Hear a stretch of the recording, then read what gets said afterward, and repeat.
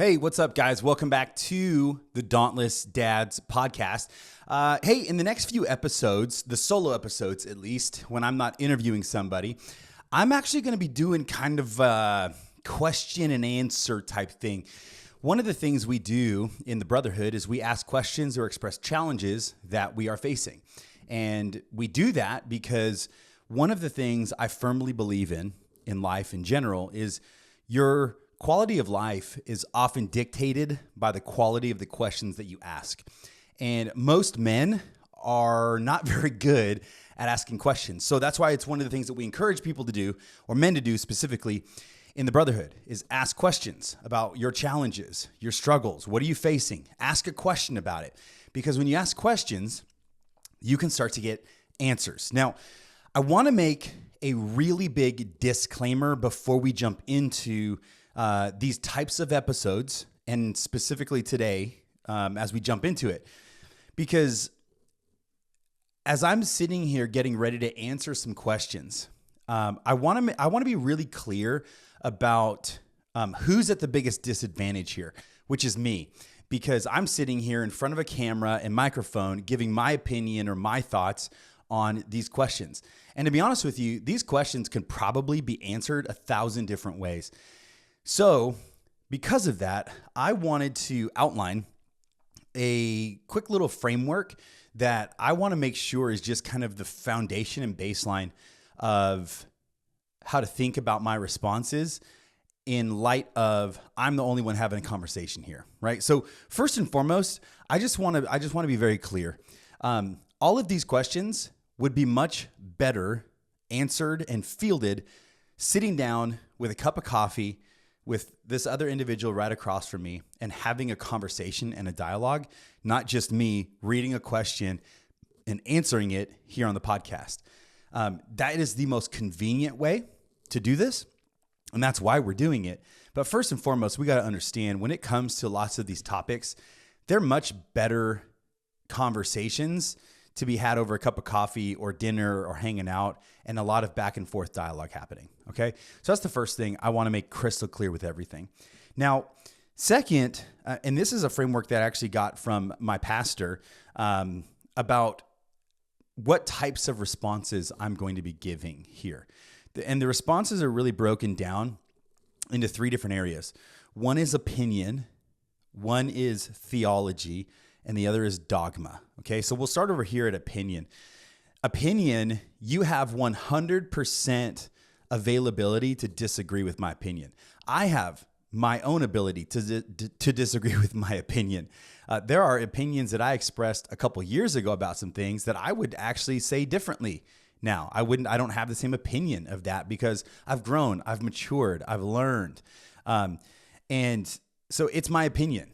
I'm not necessarily saying it's gospel. I'm not saying you can't disagree with it. A matter of fact, I'm saying that you have 100% availability to disagreeing with my opinion.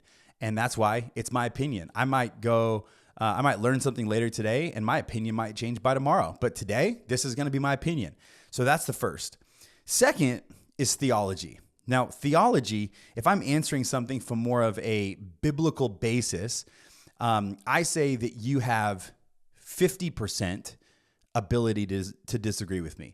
And the reason I say 50% ability to disagree with me is because not even everybody can agree on different theological issues, right? Depending on if you're Pentecostal charismatic, depending on if you are Baptist or you're Lutheran or you're Reformed or this or that. I mean, we have theologians that can't even agree on certain things when it comes to theology. So when I come at something from more of a theological perspective, I'm coming to it from the best knowledge source that I'm coming from my study, from my ability to look at it and break down and exegete a scripture. And so you can still disagree with me with any answers that I bring from a theological perspective. Okay. Now we go from opinion, theology, all the way over here to dogma. Okay. Dogma is something that I would say you have 0% ability to argue with something if I answer it from a dogmatic point of view. And an example of this would be to say, if I just said, Jesus Christ is Lord, right? Now that comes from a theological ground, but also it's from a theological ground that if you disagree with me, I'm going to just look back at you and say, you are 100% wrong if you disagree with the statement, Jesus Christ is Lord, okay? There's no room for interpretation with that type of dogma, at least in my head, when I come at something from a dogmatic point of view, okay? So again, opinion, you could totally disagree with me. I might even disagree with me tomorrow. Theology, you got about 50-50 where you could disagree with something, how I'm interpreting something, how I'm describing something, whatever. But if I come at something from the dogmatic point of view and say, hey, this is 100% the way it is, you could disagree with me still, but I'll just look back at you and tell you you're wrong. Okay? Fair enough? Cool. So with that said, I want to jump into the question for this week that this guy asked. So the question that was asked is, he said, I'm having trouble building consistency. What do I do? And one of the reasons I wanted to answer this question was because I think a lot of people, a lot of men struggle with consistency. I struggle with consistency in some different areas, right? Everybody struggles with consistency in some area, in some form or fashion, unless you're just like, you have programmed your brain and your life is set up in a way where you can just be completely robotic about everything. I don't know a single person that is 100% consistent in 100% of the areas of their life 100% of the time, right? There's nobody perfect with this. But I really do believe that consistency is created by four things. And we're going to talk about those four things. And as we talk through them, I want to be very clear that these four things, when you have these four, consistency is the outcome, right? When we approach consistency in any area, whether you're talking about getting in the Word every day, whether you're talking about dating your wife consistently, having good communication, building a relationship with your kids consistently, your health and fitness, your different things with mindset, whatever. Consistency is an outcome. And there are different inputs that create the outcome of consistency. So the first thing we have to understand is that consistency is what would be called a lagging measure, not a leading measure. Okay, it is an outcome. And the four inputs that I'm about to talk to you about, these are the four inputs I believe that create the highest degree of consistency. And the reason, by the way, that these four things are my opinion is because I've seen these four things create the highest level of consistency in different areas of my life. And that's what I'm going to share them with you. So here we go. Here's the sauce. Okay. First and foremost, the first input that you have to create a very high level of consistency is you have to be very clear on non-negotiable actions. Okay. This is what you want to be doing consistently. And I say this because whenever I start having a conversation with somebody about what is the outcome you want, and then figuring out what actions need to be taken consistently to get that outcome, most people are really fuzzy on both of those things. They're not very clear on the outcome they want, and so they're already starting from the wrong foot. And then they're not clear on these non-negotiable actions that are like every single day, these are the focal points of what I'm doing to create this outcome over here. In the Brotherhood, we have 5 daily non-negotiables that we do every single day. And the longer that a man is in the Brotherhood, they begin to understand that these 5 daily non-negotiables, they highly influence a lot of outcomes in your life. And as soon as you get really good at just doing these 5 daily non-negotiables, you're so clear that these 5 things are things that you are prioritizing and that you will do come hell or high water, you start to see really rapid transformation in your life. And then you also see when you pull the brakes on those things, how things start to degrade in your life. But the first thing you have to be very clear on is, what are we trying to accomplish? And what are the things that we need to do consistently to get us there? You have to be super clear on this, on the outcome, which is the lagging measure, and on the inputs, which are the leading measures, right? So for example, with this, if you want to build massive consistency in your health and fitness, first of all, you need to be really clear on the outcome that you want, right? So if you weigh 260 pounds, the very clear outcome is I want to step on the scale. I'm going to see the number 220 pounds. That's a very clear outcome. Now, what are daily non-negotiable things that you can do in order to create that outcome? Well, I'm going to track my calories and make sure I'm not going above a calorie ceiling. I'm going to exercise for at least 30 minutes a day, right? Those are the clear things. And you're like, well, Cody, in order to do those things every day, don't I have to be consistent? Yes, you do. And that's what we're going to get to in a minute on how to start getting consistent in those things. But the first thing you have to do is be very clear on what you're trying to be consistent at and why. If you don't have that, you won't have any extrinsic or intrinsic motivation. So you have to be very clear on non-negotiable actions. Now, the second thing, you need the discipline to execute. And this is super important because discipline is part of the entire equation when it comes to building consistency. You can't build consistency without some sort of discipline. You just can't do it. And the only way you build discipline is you practice discipline. It's the only way. I get asked very often, how are you so disciplined with X, Y, or Z? Well, it's because for the past 10, 15 years, I've been practicing being really good at it. Discipline is a practice. And the only way that you get better at it is you practice discipline. And when you have breaks in discipline, you don't beat yourself up over the break in discipline.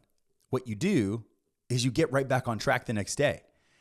What happens all too often with men that I coach and guys that I see is the minute their discipline breaks, which therefore affects their consistency, they think that is somehow a reflection on who they are, like their identity. And they're like, see, I'm not a consistent person. No, just because you had a break in your discipline and consistency, that does not mean you are an inconsistent person. It means you had a momentary lapse and you just get back on the freaking horse. That's all it means. But you have to have the discipline to execute. Now, if you have, let's say you're at a level 5 out of 10 with your ability to have the discipline to execute, the only way that you get to a level 8 or 9 out of 10 is you practice being disciplined. And there's a saying that goes, how you do anything is how you do everything. And so what I often recommend, if you want to get more disciplined at really, really important things, how about you start trying to be more disciplined about really little things? Because you'll never become disciplined in big things if you can't just be disciplined in super simple stuff. So pick some really small areas in your life. And it could even come down to like how you brush your teeth. Like maybe you set a timer, right? And it's a 2-minute timer. I'm going to be disciplined to brush my teeth for 2 minutes and then floss. And then you just get really good at that. That builds micro discipline. And that micro discipline builds your overall discipline so that it becomes easier to be disciplined at larger things. But that's number 2, the discipline to execute. And discipline is like, it's a muscle. And the more you work it, the stronger it gets. And you become disciplined by practicing discipline. Number 3, the way that you become more consistent, the removal of distractions. There are so many distractions in our lives. I mean, these things right here, our phones, our computers. It's like our phones have become a leash that people, if at any moment, if they want to distract you or pull you away from being disciplined or being consistent or get you off track, all they have to do is send you a text or a call, and it like yanks on that leash and pulls you off course. But you have to remove as many distractions as possible. Like for me, one of the things that I started doing, like even right now, my phone, you can't see it, but it's on do not disturb mode. And this is because I put my phone on do not disturb all the time because it won't alert me of people trying to call or text, except a few people like my wife who I allow it to come through, because I can be pretty easily distracted. If I'm being honest, I probably have undiagnosed adult ADHD or something, right? So I have to be very disciplined in removing distractions.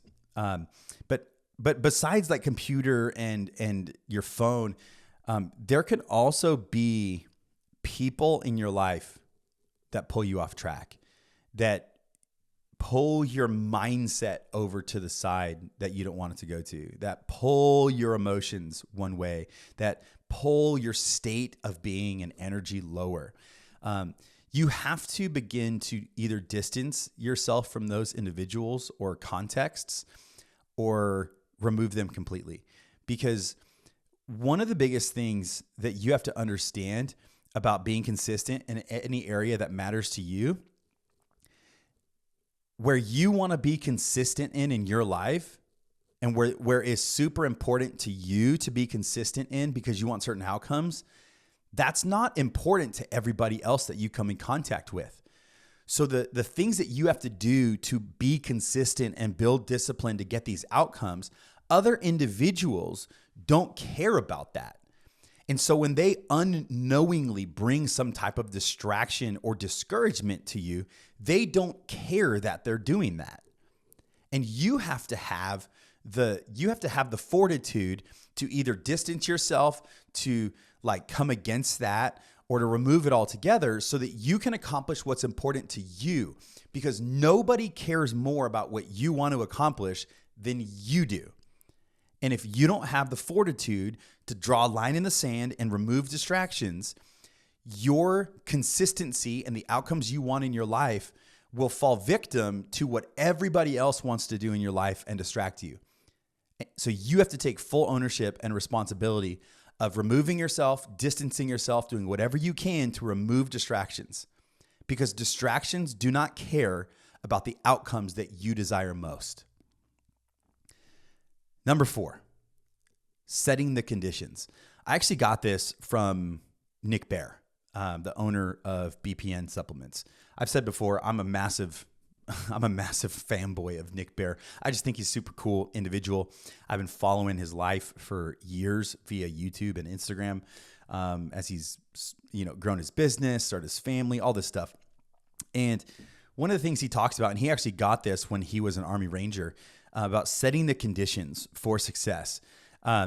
Whenever they were preparing for a mission, or he's getting ready, he's in a big marathon training block, and he's got a lot of training stacked and a lot of training planned. What he has to do is set the conditions in a way that essentially help him win. When I was a firefighter, what we would call this is setting yourself up for success, right? When we were first learning how to put our bunker gear on and get on air and put our, all of our stuff on in like under 60 or 90 seconds, depending on what we were doing, they would always say, set yourself up for success. So the way we would put our pants and our boots on the ground would be very specific to where when it was go time, we could get into it as fast as we could to make sure we were under that time cap. And that same way that we set that up after we were out of Fire Academy, we set ourselves up the same way for success when we were on shift. Right outside of the fire engine on the ground, our stuff would be set up the exact same way. And that is setting the conditions. So whatever you're trying to be most consistent at, set the conditions. So if we look at health and fitness, and one of the things that you're trying to be more consistent at is getting to the gym by 6 a.m. every single day. Okay? Well, how do we start to set the conditions for that? Well, first of all, if we're going to be waking up early, we should probably have a bedtime. Right? We should probably get in bed at 9 o'clock or so, right? So that if we're going to wake up at 5, we get a solid 8 hours of sleep. That's the first way you set the condition. The second way is, I'm going to set all my gym clothes aside and put them all together so that I'm not hunting around for my clothes in the morning and getting distracted and discouraged and flustered about where's my crap here? I got to go to the gym, but I can't find anything, right? Meal prep. That's another way you set conditions. If you have trouble sticking to nutrition or any of those things, you set conditions. Same way with Bible reading, right? You set the conditions. Do you have a Bible reading plan so you know what you're going to read the next day? Is your Bible and your journal, is it set up so you can go to the table or go to the couch or go to your chair and it's right there ready and waiting? That is setting the conditions. When you've set the conditions, you remove distractions and you are able to deploy discipline. Then you're able to be consistent at whatever it is that you want. And when you're consistent, you will then start to be able to get the outcomes that you want. You cannot outrun inconsistency in your life. It will always be revealed. So again, real quick, just as I'll run through these one more time to answer, I'm having trouble building consistency. How do I do it? First of all, get clear on non-negotiable actions. That means you have to know the outcome and know the actions that are going to get you there. You have to begin to build the muscle of the discipline to execute.